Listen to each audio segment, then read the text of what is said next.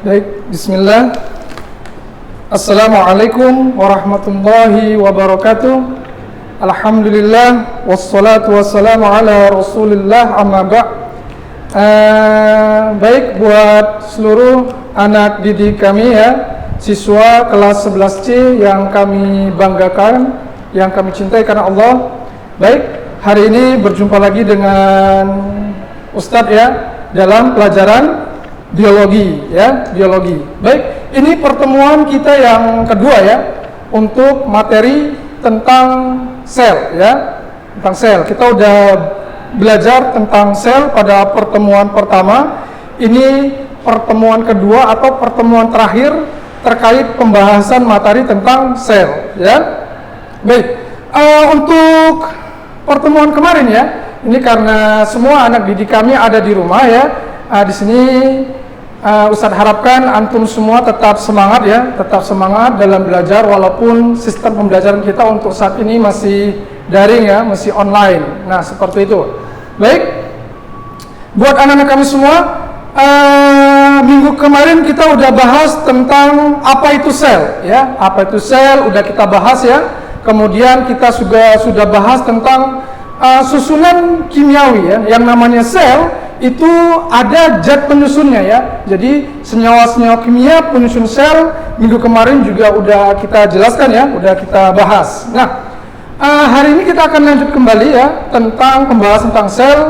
Kita akan masuk pada hari ini tentang struktur sel. Walaupun minggu kemarin itu kita sudah jelaskan juga ya sedikit tentang struktur sel. Baik, buat anak-anak kami semua, nah yang perlu antum semua pahamin, belajar biologi ini ya, belajar biologi sebenarnya kita mempelajari tentang ayat-ayat Allah ya, ayat-ayat Allah. Karena ayat-ayat Allah itu ada dua ya, ada qauliyah, ada kauniyah. Kalau qauliyah itu gimana? Coba. Kalau ayat-ayat Allah yang qauliyah itu apa? Yaitu Al-Qur'an ya. Nah, adapun ayat-ayat Allah yang kauniyah ini dia ya. Seluruh ciptaan Allah yang hari ini akan kita bahas ya tentang sel ya, tentang sel. Nah, seperti itu. Nah, kemarin kita udah bahas bahwasannya seluruh makhluk hidup berasal dari sel ya, dari sel. Kemarin kita udah ada diskusi juga ya. Nah, ada kemarin Arik ya yang mengatakan bahwasannya makhluk hidup tidak berasal dari sel tapi dari air mani. Bertentangan tidak ya. Nah, memang Allah katakan dalam Al-Quran bahwasannya makhluk hidup manusia itu berasal dari air ya, dari air mani. Nah, tetapi apa sih yang menyebabkan air mani itu bisa menghasilkan makhluk hidup? Nah, jawabannya pasti jelas karena di dalam air mani itu terdapat sel ya. Artinya bukan sembarang air, tidak semua air di dalamnya bisa menghasilkan namanya makhluk hidup. Baik. Nah, jadi kami harapkan tetap semangat karena hari ini kita sebenarnya lagi membahas tentang ayat-ayat kauniyah Allah, tentang kebesaran Allah ya. Nah, ada tidak manusia yang bisa menciptakan sel? Coba buat anak-anak kami semua yang di rumah tetap semangat. Ada yang tidak? Manusia yang mampu menciptakan sel. Sel adalah satuan fungsional, struktur terkecil dari makhluk hidup.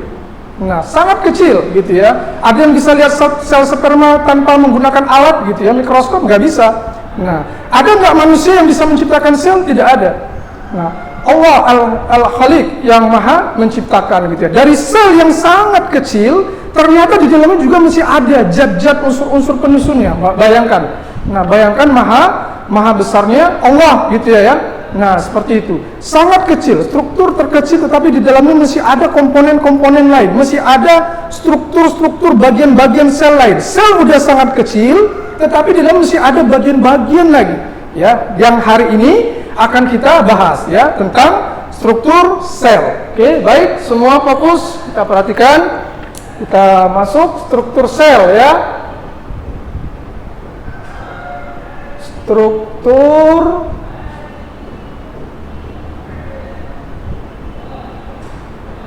sel, nampak ya? Struktur sel, ini kita tulis agak besar ya. Oke, baik, struktur sel. Nah, struktur sel pada makhluk hidup ya, itu dibagi dua. ya. Struktur sel pada makhluk hidup dibagi dua, ya. Sel, ya, struktur sel, ya, dibagi dua. Nah, ada bagian luar, ya, ada bagian luar, ya, bagian luar, ya, nampak ya. Nah, bagian luar. Nah, bagian luar sel itu apa saja? Kemarin sudah kita singgung sedikit ya. Bagian luar sel itu diantaranya ada membran sel, ya, membran sel, ya, membran sel atau membran plasma, ya, membran plasma, ya. Nah, ini dia. Kemudian bagian luar sel berikutnya apa? Itu dinding sel. Nah, baik, perhatikan ya. Nah, struktur sel dibagi atas dua. Ini yang pertama dulu kita bahas, itu bagian luar. Bagian luar dari sel ada dua. Ada membran sel atau membran plasma. Membran sel atau membran plasma buat anak kami semua, ini terdapat pada sel tumbuhan juga pada sel hewan, ya. Ini terdapat, ya, terdapat pada sel hewan dan tumbuhan. Oke, ya, membran sel. Kemarin sudah kita bahaskan bahwa membran sel ini ibarat kantung plastik yang dia membungkus, ya, membungkus melindungi seluruh komponen-komponen atau zat-zat yang terdapat di dalamnya. Nah, ini kita bahas ya, ini membran sel. Kemudian dinding sel. Nah, kalau dinding sel ini struktur sel yang hanya terdapat pada sel apa? Sel tumbuhan, ya. Kalau dinding sel ini hanya pada sel tumbuhan. Oke, baik ya. Nah, ini bagian terluar dari sel, yaitu bagian yang pertama membran sel atau membran plasma. Struktur sel ini terdapat pada sel hewan dan sel tumbuhan. Kemudian dinding sel yang ini hanya terdapat pada sel tumbuhan. Oke, baik. Kemudian bagian luar, ya, bagian dalam, ya. Sekarang bagian dalam, ya. Ini tadi bagian luar, ya. Ini bagian luar. Sekarang kita bahas bagian dalam dari sel. Nah, bagian dari sel itu terdapat namanya protoplasma, ya, protoplasma. Nah, di dalam protoplasma inilah di dalamnya termasuklah komponen-komponen sel yang lain yang nanti di sini kita bahas, ada inti sel, ya, ada mitokondria. Nah, ini dulu. Coba perhatikan anak-anak kami semua, sampai sini ada masalah? Berarti jadi ingat, struktur sel dibagi dua, ya. Ada bagian luar, ada bagian dalam. Bagian luar apa saja Ustaz? Bagian luarnya itu ada membran sel atau membran plasma.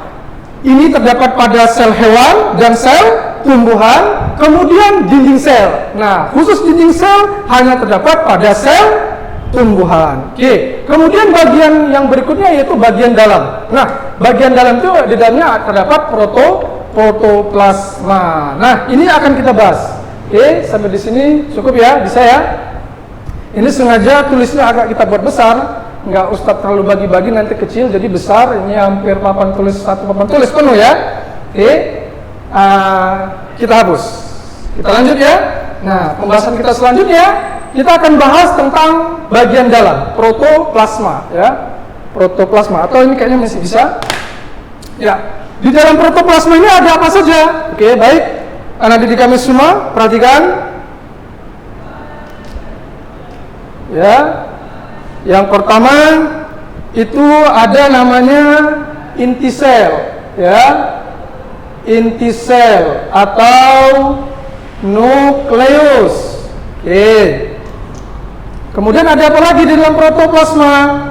Di dalam protoplasma kemudian ada namanya retikulum endoplasma, ya, retikulum endoplasma. Nah, retikulum endoplasma ini dibagi dua ya. Ada yang kasar, ada yang halus. Ada retikulum endoplasma yang kasar, ada yang halus. Ya, baik. Kemudian kita lanjut. Protoplasma, bagian protoplasma berikutnya itu ada namanya ribosom. Ya, ribosom. Kemudian bagian dari protoplasma berikutnya ada namanya badan Golgi. Ada namanya badan Golgi, ya. Badan Golgi, ya.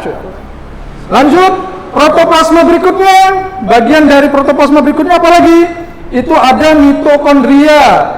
Ya, mitokondria. Ya. Apalagi selanjutnya ada lisosom. Ya. Bagian protoplasma berikutnya ada namanya lisosom, ya. Lisosom ini hanya terdapat pada sel hewan, ya. Ini hanya pada sel hewan, hanya pada sel hewan, ya.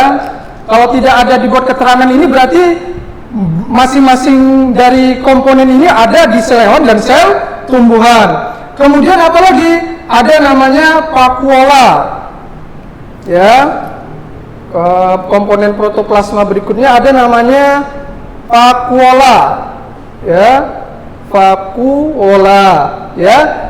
Nah, ini terdapat pada sel tumbuhan dan sel hewan juga. Bedanya kalau pada sel hewan dia kecil, sel tumbuhan besar, ya. Kita buat biar antum semua paham vakuola. Nah, pada sel hewan besar, ya, ini vakuolanya pada sel hewan vakuolanya kecil ya, kecil. Pada sel tumbuhan besar, ya, tumbuhan besar.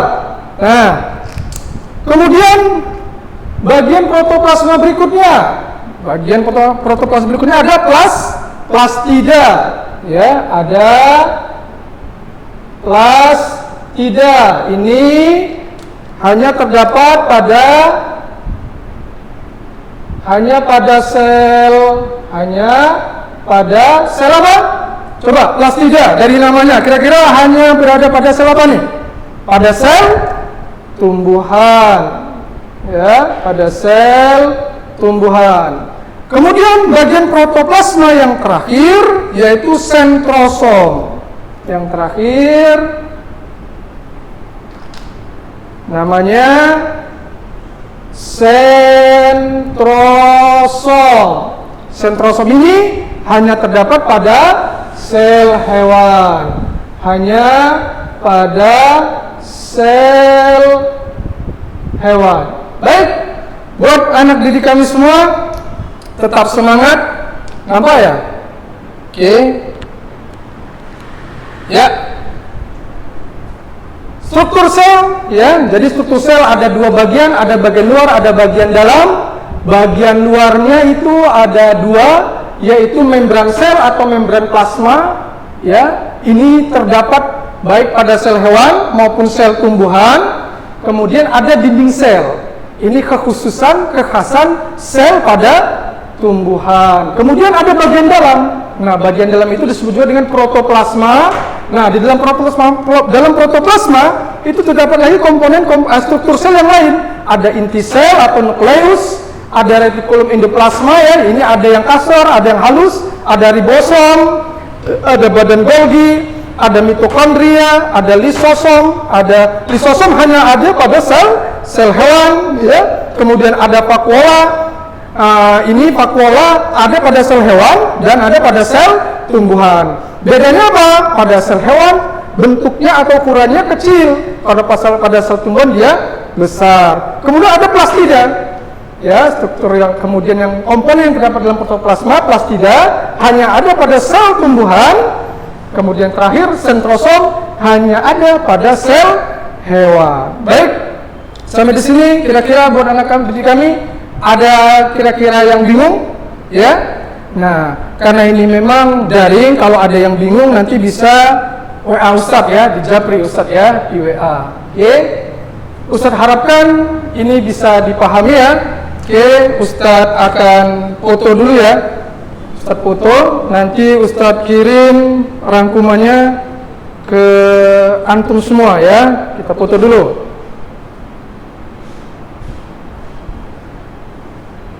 Bentar ya. Kita foto, memang nggak bisa nampak semua. Kita pisah-pisah.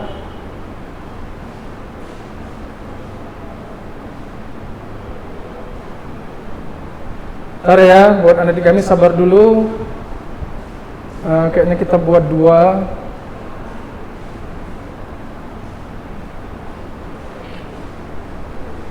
Oke. Ya. Oke. Kita lanjut. Sebelum kita lanjut, kita hapus dulu nih ya. Tadi udah Ustadz foto, nanti Ustadz akan kirim ke dalam grup. Oke. Ini kita hapus. Nah, sebelum kita hapus sedikit buat anak didik kami semua. Jadi, coba lihat ya. Jadi kalau tadi seperti Ustadz katakan, jadi membran sel ini berada di luar, ya. Membran sel berada di luar, ibarat tadi Ustadz katakan seperti kantong plastik yang fungsinya melindungi komponen-komponen sel yang lain, yaitu membran sel. Kemudian di dalam membran sel itulah terdapat yang namanya protoplasma, yang dimana protoplasma itu sendiri komponen-komponen penyusunnya itu ada tadinya, ada inti sel, retikulum, endoplasma dan seterusnya sampai sentrosom. Nah, seperti itu. Dan membran sel sendiri buat anak-anak Ustadz semua, ya, ini sifatnya semi permeable. Oke, untuk lebih jelasnya kita akan sedikit bahas satu persatu fungsinya yang secara singkat. Nah, ini kita hapus ya. Oke, Ustadz harapkan ke antum semua ya, tetap semangat dalam belajar. Ya, walaupun keadaan seperti ini semua kita lakukan demi keselamatan ya, kesehatan semua ya, keselamatan kita semua, kesehatan kita semua. Karena keadaan sampai saat ini belum memungkinkan kita untuk melakukan belajar tatap muka. Jadi harus sabar. Ya, ini semua sudah ketentuan dari Allah Subhanahu wa taala yang kita harus ridho. Ya, ada hikmah di balik semua ini. Intinya kita harus sabar, ikutin peraturan yang berlaku. Baik, anak didik kami semua, sekarang kita lanjut. Kita akan coba bahas sedikit demi sedikit fungsi struktur sel ini ya. Fungsi. Oke, kita mulai dari membran sel. Ya, kita mulai dari membran sel.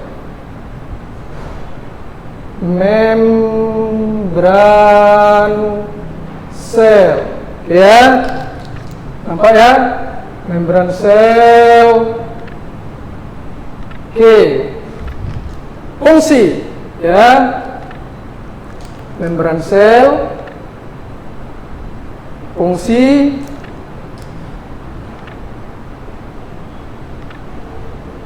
Oke, fungsi membran sel yang pertama, ya,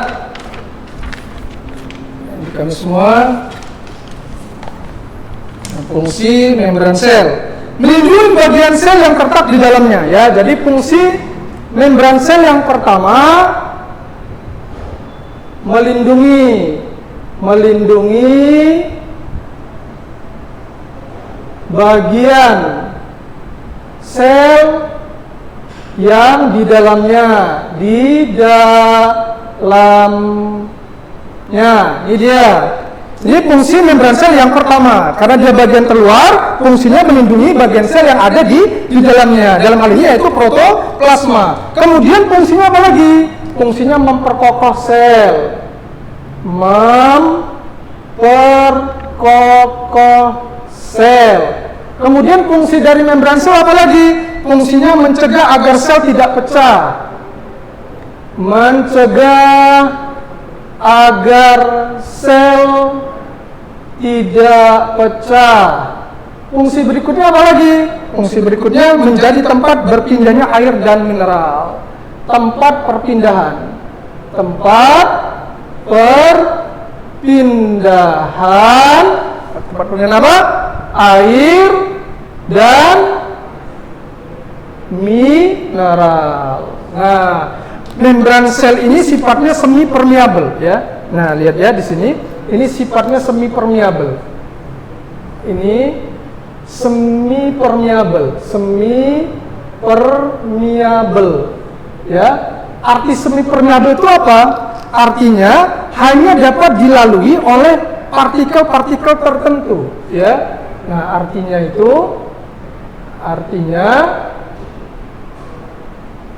hanya dapat dilalui oleh zat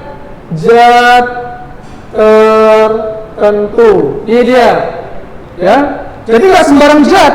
Nah, ini dia. Karena fungsinya sebagai pelindung. Jadi nggak sembarangan zat bisa masuk ke dalam sel, bisa masuk sampai ke dalam protoplasma. Hanya zat-zat partikel-partikel tertentu yang bisa masuk. Ya, nah makanya membran sel itu sifatnya semi permeable. Kalau ditanya apa sih arti semi permeable? Artinya hanya dapat dilewati atau dilalui oleh zat-zat atau partikel-partikel tertentu saja. Oke, baik. Ini tentang membran sel. Berikutnya kita bahas tentang dinding sel. Apa ya, mestian ya, tentang dinding sel. Dinding sel. Oke. Ya. Nah, dinding sel. Nah, apa sih fungsi dinding sel? Nah, tadi dinding sel ini hanya ada pada sel tumbuhan ya. Dinding sel. Fungsinya apa? Pelindung dalam sel. Ya, hampir sama dengan membran sel, tapi dia lebih melindungi lagi. Artinya dia juga melindungi dari membran sel, ya. Jadi yang pertama fungsinya, ya, fungsi dari dinding sel yang pertama yaitu pelindung dalam sel. Sama ya, pelindung dalam sel. Yang kedua, memberi bentuk sel, ya, memberi bentuk sel, memberi bentuk sel. Kemudian apa lagi? Ini menjaga sel agar tidak kehilangan air, ya. Artinya mencegah sel, ya. Artinya mencegah sel agar tidak kehilangan air, Nah, ini dia anak-anak kami semua, ya, dinding sel. Kalau ibarat manusia, dinding sel itu kayak kulit, ya, kulit, ya, artinya melindungi ya sel-sel yang ada di dalamnya. Tapi ini dia, jadi memberi bentuk, ya, memberi bentuk pada sel tumbuh-tumbuhan. Nah, dinding sel ini sifatnya ini kaku, ya, sehingga memang kita bisa lihat sel-sel tumbuhan itu keras, kaku ya. Luarnya karena memiliki dinding sel. Baik, anak-anak kami semua, sampai ini ya 2 poin. Ya, ini bagian luar yang udah kita bahas. Ada masalah? Ya. Oke, kita lanjut. Ya, kita lanjut. Nah, ini masya Allah luar biasa ya. Inilah maha besarnya Allah ya. Sel yang sangat kecil. Di dalamnya masih ada komponen-komponen. Di mana komponen-komponen itu punya fungsi yang sangat luar biasa. Ini tidak ada yang makhluk yang bisa menciptakan seperti ini. Hanya sang Khalik, ya. Allah yang Maha menciptakan yang bisa membuat seperti ini. Sangat kecil, partikel sel yang sangat kecil. Di dalam yang sangat kecil itu ada lagi bagian-bagian yang punya fungsi yang luar biasa. Ini masih bagian luar. Baik, kita lanjut di bagian yang dalam, ya. Tetap semangat ya. Tetap semangat, walaupun ini hanya satu arah sifatnya ya. tetap semangat, karena Ustaz juga tetap semangat nih, walaupun di dalam ini nggak ada siswa ya, nggak ada siswa. Ustaz harapkan antum semua tetap semangat. Oke, kita langsung masuk ke berikutnya yang namanya inti sel ya. Sekarang inti sel. Inti sel atau nukleus ya. Inti sel atau nukleus ya. Fungsinya. Oke, kita bahas fungsi inti sel berikutnya ya. Fungsi. Nah, inti sel atau nukleus. Jadi di dalam sel ada inti selnya lagi. Jadi sel itu udah sangat kecil, lalu di dalam yang sangat kecil itu masih ada yang paling kecil lagi. Sel udah sangat kecil, bagian terkecil. Ada lagi bagian yang terkecil, yang namanya inti sel atau nukleus. Fungsinya ada lagi. Fungsinya apa? Yaitu pusat pengaturan kegiatan sel. Ya, fungsinya ini pengatur. Ya, pengatur kegiatan sel. Seluruh kegiatan sel diatur oleh inti sel. Masya Allah, luar biasa ya. Nah, ini dia inti sel, nukleus. Baik. Masih penasaran ya? Nah, ini hari ini kita memang lagi bahas ayat-ayat Allah ya, yang terdapat di dalam suatu materi yang terdapat di dalam makhluk hidup yang namanya sel. Kecil, luar biasa. Lihat, 2 kali pertemuan kita bahas. Insya Allah ini selesai. Nah, kemudian kita lanjut. Berikutnya ada namanya retikulum endoplasma ya. Ada namanya retikulum endoplasma. Plasma ya, atau biasa dibuat RE ya. Nah, lihat retikulum endoplasma atau RE. Nah, retikulum endoplasma ini ada 2 ya. Anak-anak kami semua, ada yang kasar, ada yang halus. Nah, fungsinya beda-beda. Yang kasar fungsinya apa, yang halus fungsinya apa, beda ya. Oke, kita bahas. Nah, RE kasar ya, RE yang kasar fungsi ya. Fungsinya yang kasar yaitu mengumpulkan protein dari dan ke membran sel. Nah, mengumpulkan protein ya. Mengumpulkan protein dari dan ke dalam membran sel. Membran sel. Nah, ini dia. Ya, fungsi retikulum endoplasma yang kasar mengumpulkan protein ya dari atau ke dalam membran sel. Kemudian yang ini yang kasar ya. Kemudian RE yang halus. RE halus fungsi. Nah, yang halus apa fungsinya? Mensintesis lipid. Ya. Mensintesis atau membuat ya, membuat lipid ya, lipid, kemudian glikogen, kemudian kolesterol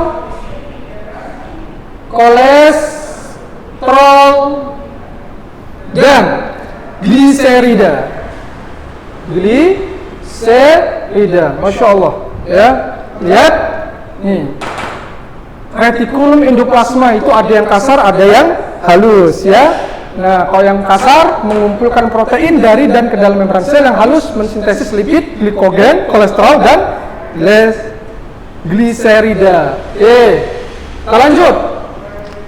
Kemudian kita masuk ke komponen berikutnya, ada ribosom ya. Ribosom ya. Gimana sih Ustaz bentuk dari komponen-komponen ini? Nah, Ustaz udah ada kirimkan PDF, nanti Ustaz kirimkan lagi ya. Di situ ada, memang Ustaz cari yang udah Ustaz download agak besar. Antum semua bisa lihat kayak mana sih bentuk retikulum itu, kayak mana sih bentuk ribosom. Nah, hari ini kita bahas fungsinya ya. Nah, fungsinya ribosom ya. Oke. Fungsi. Nah, apa sih fungsi ribosom? Fungsinya tempat untuk sintesis protein, ya. Tempat sintesis protein. Ini ribosom. Jadi di mana ribosom protein dibuat ya? Di dalam tubuh kita, di sel yang mana ya? Ribosom, ya. Kemudian mitoi, kemudian badan Golgi. Oke. Kemudian badan Golgi, ya, badan Golgi. Nah, badan Golgi, apa nih fungsinya pula lagi? Nah, ya, masya Allah ya. Fungsi badan Golgi ini adalah alat pengeluaran, ya, sekresi protein, ya. Ini alat pengeluaran protein, ya, protein dan lendir,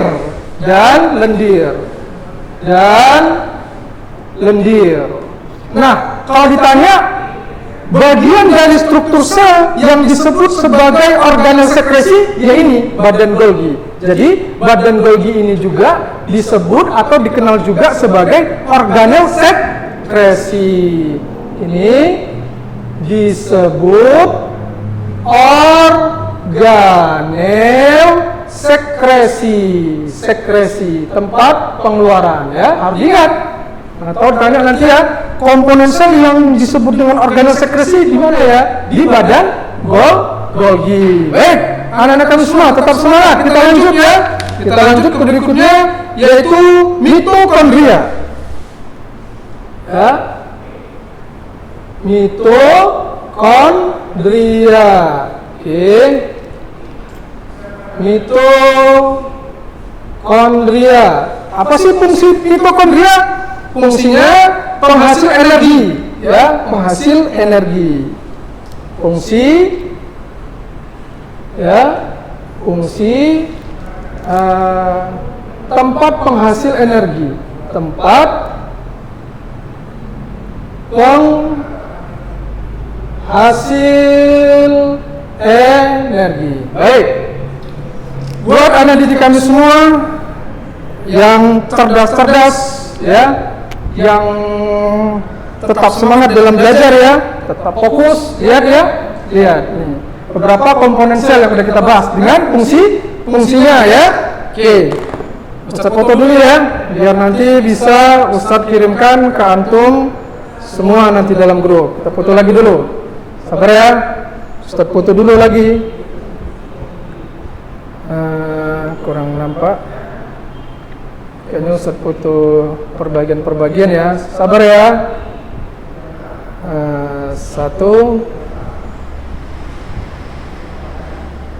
2, ini kayaknya bisa semua nih ya. Kayaknya bisa semua.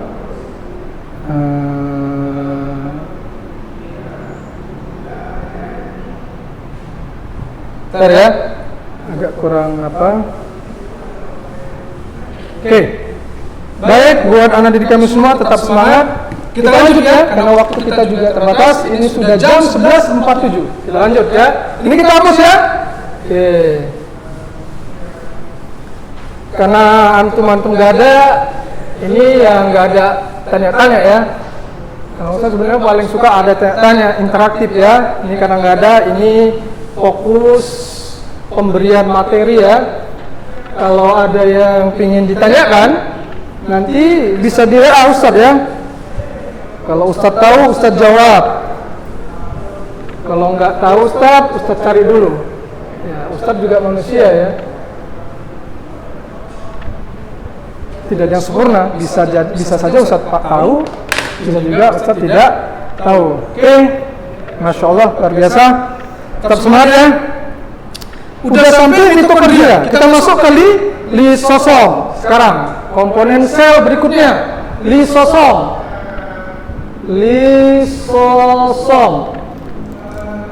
Ya, tetap semangat, tetap fokus. Apa sih fungsi lisosom? Ya. Fungsi lisosom apa fungsinya? Fungsinya adalah mencerna bagian-bagian sel yang rusak.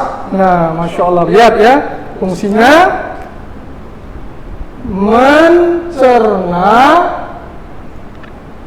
bagian-bagian sel yang rusak. Ya, ini lisosom yang rusak ya. Atau zat asing yang masuk ke dalam sel. Ya, nah, atau zat asing yang masuk ke dalam sel. Nah, atau zat asing yang masuk, ya, yang masuk ke dalam sel. Ini fungsi lisosom, ya, mencerna bagian-bagian sel yang rusak, ya, itu dicerna, atau zat-zat asing yang masuk dicerna oleh lisosom. Oke, berikutnya ada namanya vakuola, ya, vakuola. Oke, ya, vakuola. Apa sih fungsinya? Ya, apa sih fungsi vakuola? Oke, ya, fungsinya apa? Fungsinya sebagai tempat cadangan makanan. Ya, vakuola fungsinya tempat cadangan makanan.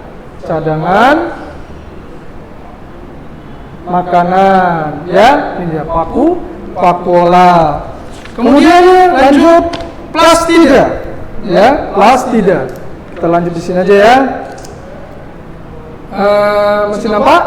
Masih nampak ya? Nah, kita turunkan. Plastida. Oke. Plastida. Nah, apa nih fungsinya?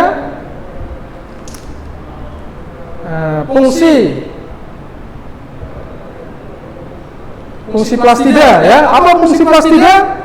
Nah, ini apa ya? Tempat berlangsungnya proses apa? Fungsinya menghasilkan klorofil ya, menghasilkan klorofil ya. Plastida fungsinya penghasil klorofil. Penghasil klorofil. Apa nih klorofil? Buat anak didik kami semua, apa tuh klorofil? Ini pelajaran SMP ya. Zat hijau daun ya. Ini ada pada tumbuh-tumbuhan, berperan dalam proses fotosintesis. Baik, lanjut. Kemudian sentrosom ya, yang terakhir sentrosom.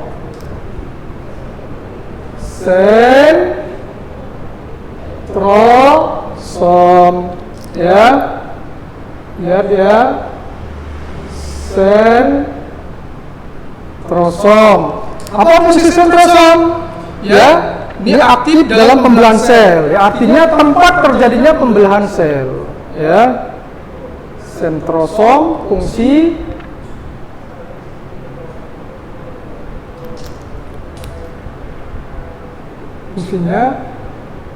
aktif membantu proses pembelahan sel ya, pembelahan sel. Sel yang sangat kecil dapat tumbuh dan berkembang. Kenapa? Karena dia mengalami pembelahan, makanya terus tumbuh, berkembang dan bertambah besar. Baik, anak didik kami semua, yang semoga Allah senantiasa merahmati antum semua ya, tetap semangat. Selesai hari ini ya. Artinya ada lagi ya, ini artinya kita sampai saat detik ini kita sudah bahas tentang struktur sel ya. Struktur sel tadi ada dua bagian ya, ada bagian luar, ada bagian dalam. Udah kita jelasi satu-satu dengan fungsinya.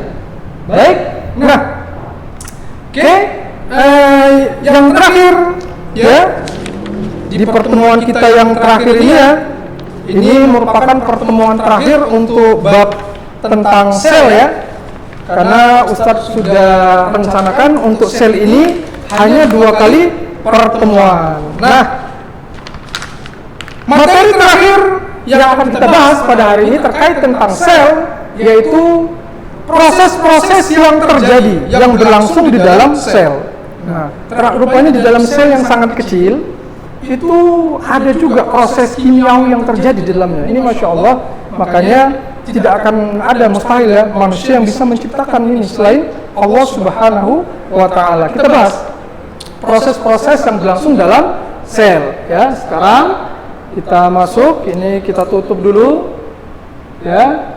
Oke, kita masuk sekarang proses-proses yang berlangsung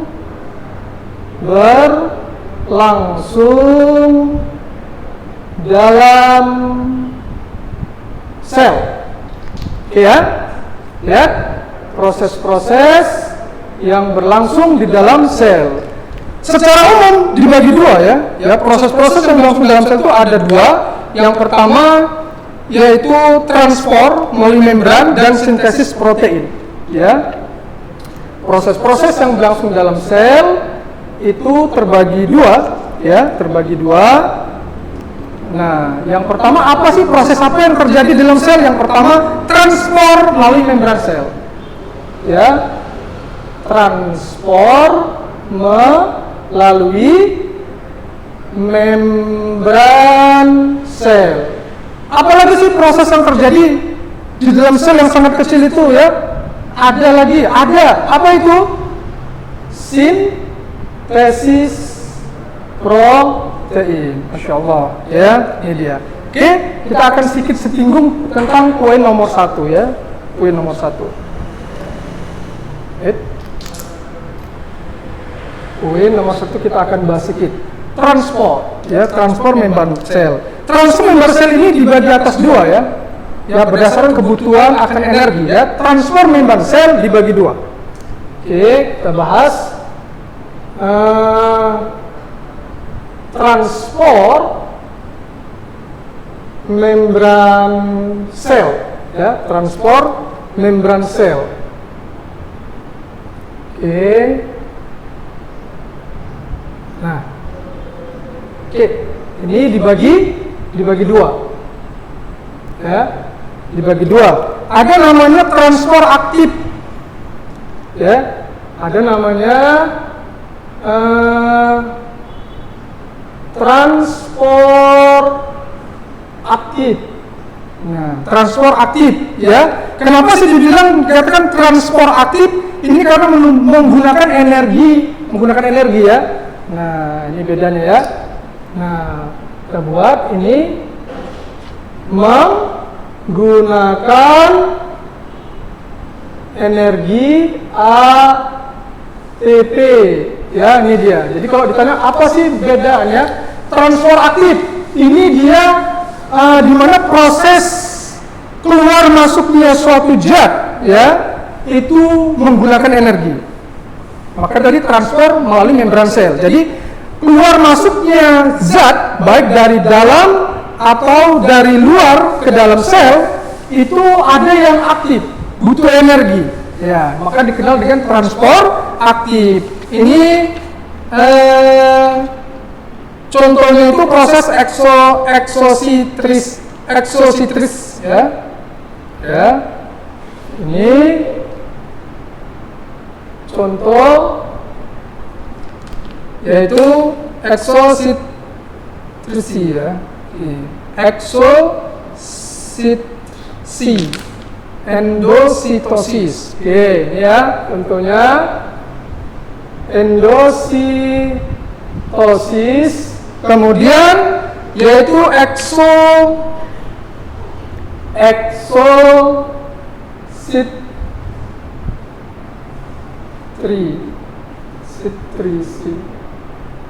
Ya, eksositrisi. Ya, itu dia. Oke. Nah, ini dia. Jadi keluar masuknya sel baik dari dalam maupun dari luar dari membran sel itu ada yang transfer aktif ya menggunakan energi ATP, misalkan seperti endositosis. eksositrisi ya, ini dia. Kemudian ada yang namanya transport pasif. Ya, transport pasif. Ini kita lingkarin dulu ya. Nah, oke. Ini transfer aktif ya. Kemudian ada namanya transfer pasif ya. Nah, transfer pasif.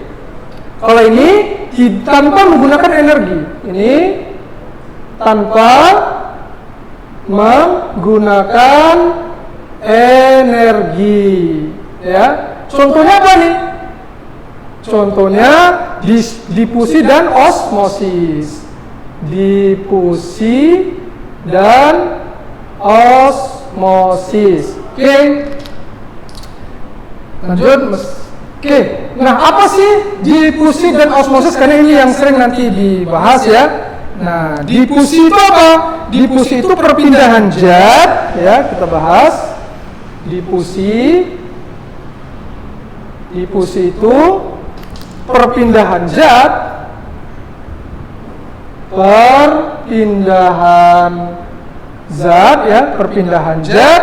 dari konsentrasi tinggi ya, dari konsentrasi tinggi ke konsentrasi rendah. Ini difusi ya, melalui apa? Melalui membran sel. Jangan lupa ya, melalui membran sel. Melalui membran sel. Nah, osmosis apa? Osmosisnya adalah perpindahan pelarut dari konsentrasi tinggi ya. Perpindahan pelarut perpindahan pelarut dari konsentrasi tinggi ya, dari konsentrasi tinggi, ini biasanya air ya, pelarut ini biasanya ya. Nah, ke rendah melalui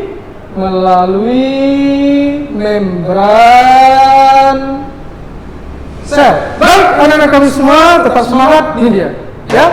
Jadi di dalam sel yang sangat kecil juga terdapat proses-proses kimiawi yang berlangsung di dalamnya ya. Nah, apa aja sih proses yang berlangsung di dalam sel itu? Ada dua ya. Ada transport melalui membran sel, ada sintesis protein atau pembuatan protein. Nah, transport melalui membran sel ini dibagi dua. Ada yang butuh energi ya, untuk keluar masuknya butuh energi, itu disebut dengan transport aktif, dia butuh energi. Kemudian ada yang pasif, ini tanpa butuh energi, dia berlangsung keluar masuknya zat berlangsung tanpa energi, tetapi terjadi akibat adanya perbedaan konsentrasi ya. Jadi perpindahan keluar masuknya partikel dari dalam sel keluar sel melalui yang namanya membran sel terjadi akibat perbedaan konsentrasi zat pelarutnya ya. Nah, itu yang disebut dengan istilah difusi dan osmosis. Baik, selesai. Nah, sampailah akhirnya kita pada materi yang terakhir di pembahasan sel ini ya, yaitu setelah kita udah bahas ya tentang sel hewan, tentang apa itu sel, komponen-komponen penyusun sel ya, struktur selnya tadi dan fungsi-fungsinya, proses-proses yang berlangsung di dalam sel udah kita bahas. Nah, sekarang kita masuk ke poin yang terakhir. Apa sih perbedaan sel hewan dan sel tumbuhan? Kira-kira apa? Nah, di PDF yang Ustadz sudah kirimkan ya, di situ ada Ustadz jelaskan ya. Nah, tapi sama-sama baik ya. Tadi udah sebenarnya ini nggak Ustadz tuliskan lagi ya, untuk perbedaan ini Ustadz jelaskan aja. Tapi sama-sama ya Ustadz harapkan antum semua juga udah tahu sebenarnya ya, walaupun tanpa Ustadz tuliskan, dari penjelasan yang Ustadz udah sampaikan untuk hari ini ya, di hari ini aja, karena memang hari ini tentang struktur sel antum semua Ustadz yakin kalau dengerin betul udah tahu apa sih perbedaan sel hewan dan sel tumbuhan. Oke, sama-sama coba apa perbedaannya? Apa? Ayo, sel hewan tidak memiliki dinding sel, ya. Kalau sel tumbuhan punya dinding sel. Nah, itu dia. Kemudian apa lagi tadi? Nah, apa coba? Vakuolanya kalau sel hewan ukurannya kecil, ya. Kalau tumbuh-tumbuhan besar. Kemudian sel hewan apa? Memiliki sentriol. Oke, kemudian dan sel hewan tidak memiliki apa? Plastida, ya. Plastida hanya ada pada sel tumbuhan, ya. Oke, baik. Mungkin ini saja, ya, pertemuan kita hari ini. Alhamdulillah sesuai dengan rencana materi sel selesai di 2 pertemuan, ya. Sebelum kita tutup, Ustadz rangkum sekali lagi, ya, bahwasannya sel itu apa? Sel itu satuan fungsional struktural terkecil dari makhluk hidup. Artinya semua makhluk hidup berasal dari sel. Ada nggak ketidaksinkronan antara firman Allah bahwasanya manusia itu dari air? Ya, dari air, tidak ada pertentangan. Ya, karena kenapa air mani itu bisa menghasilkan makhluk hidup, gitu ya. Nah, bisa menghasilkan yang namanya manusia dari air mani, karena di dalam air mani terdapat yang namanya sel, yaitu sel sperma yang sangat kecil. Nah, seperti itu, ya. Nah, kemudian kita juga sudah bahas tentang komponen kimiawi dari penyusun sel, ya. Nah, kemarin ada yang organik, ada anorganik, ya. Nah, seperti, ya. Nah, yang organik kemarin udah kita bahas, ya. Ada karbohidrat, ada protein, ada asam nukleat, ya. Ada lemak, ya. Kalau yang anorganik apa? Komponen sel penyusun sel, komponen kimiawi penyusun sel yang anorganik. Ada air, ada mineral, ya. Nah, seperti itu. Kemudian hari ini kita sudah bahas tentang struktur sel, ya, bahwasanya struktur sel itu dibagi 2, ya. Yang sangat kecil itu dibagi 2. Artinya ada bagian luar, ada bagian dalam. Bagian luar tadi ada membran sel, ada dinding sel. Bagian dalam itu ada protoplasma, ya, disebut protoplasma. Ini dalamnya terdapat bagian-bagian sel lagi. Dari yang kecil masih ada lagi yang lebih kecil, ternyata Masya Allah, yang masing-masing punya fungsi lagi yang sangat luar biasa, sehingga berlangsunglah proses metabolisme dalam tubuh, sehingga setiap yang namanya makhluk hidup dengan izin Allah, dengan Allah ciptakannya sel di dalam tubuhnya, dia dapat tumbuh dan berkembang. Baik. Di pertemuan terakhir ini tentang sel, Ustadz nggak ada ngasih tugas, ya. Tugasnya, ya, nggak ngerjain tugas dalam buku. Refleksi, ya. Ustadz buat refleksi saja. Apa sih maksudnya refleksi? Coba perhatiin buat anak didik kami. Antum semua cukup buat suatu pesan, ya. Isinya, antum coba sampaikan sudah paham belum tentang materi sel ini. 2 kali pertemuan bertemu belajar tentang sel dengan Ustadz, coba ungkapkan kalau memang sudah paham, antum bilang alhamdulillah Ustadz, ana sudah paham tentang sel, seperti itu, ya. Nah, kalau belum, maka antum ungkapkan kesannya, Ustadz, ya alhamdulillah ala kulli hal, ana belum paham, ya masih paham sedikit tentang sel. Kemudian antum sampaikan apa yang masalah. Ustadz mungkin ke depan ngajarnya harus seperti ini, ya. Ingat, ini tidak ada, antum nggak usah takut, ya, di refleksi, di kegiatan refleksi ini antum nggak usah takut nanti nilainya rendah, enggak. Ini sangat Ustadz butuhkan agar ke depannya Ustadz bisa memperbaiki metode, model belajar, cara mengajar Ustadz agar bisa lebih baik lagi, ya. Jadi refleksi, ya, di akhir pertemuan ini Ustadz buat refleksi, antum buat kesan pesan setelah belajar 2 kali pertemuan dengan Ustadz, belajar sel, ya. Nah, jadi antum buat kesannya gimana, ya. Alhamdulillah kalau memang antum sudah paham, antum bilang paham, gitu, ya. Kalau belum, antum bilang belum, gitu, ya. Nah, kalau memang belum, apa masalahnya, ya. Nah, kalau masalahnya di Ustadz, maka antum sampaikan, ya, mungkin metodenya Ustadz, agak kecepatan Ustadz, ya. Nah, ini saja dari Ustadz, lebih dan kurang Ustadz mohon maaf, kepada Allah Ustadz mohon ampun ya. Buat antum semua tetap semangat, jangan lupa dilihat videonya, ada yang kurang paham disampaikan. Ini saja, wassalamualaikum warahmatullahi wabarakatuh.